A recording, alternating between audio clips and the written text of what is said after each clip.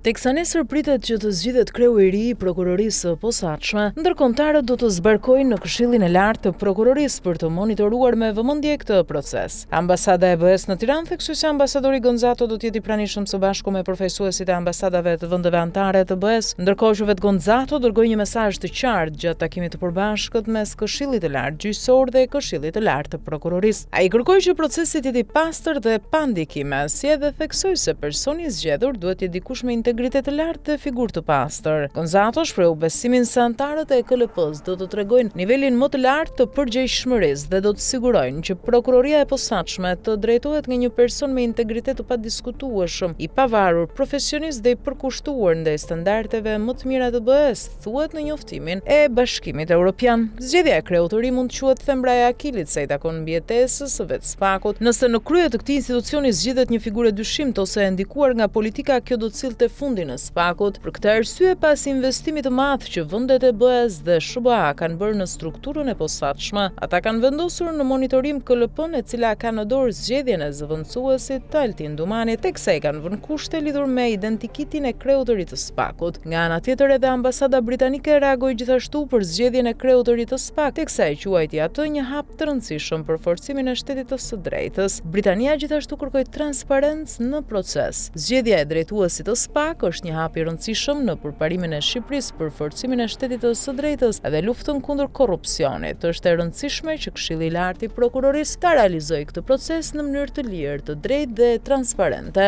Mbretëria e Bashkuar pret me padurim të bashkëpunojë me çdo që do të zgjidhet për të vazhduar dhe forcuar marrëdhënien tonë të shkëlqyer, thuhet në njoftimin e ambasadës britanike. Vlen të theksohet se pavarësisht se nuk ka një ambasador amerikan në Tiranë, përfaqësues të lartë të ambasadës së SBA-ve do të jenë gjithashtu prezent gjatë zgjedhjes së kreut të ri të SPAK. Kujtojmë se drejtuesit aktual Altin Dumani mbaron mandati 3 vjeçar më 16 dhjetor. Ndërkohë që në garë janë Klodian Braho, Doloreza Musabelli, Adnan Xholi dhe Elvin Goka, njëri prej tyre do të zgjidhet nesër si kreu i ri i SPAK-ut.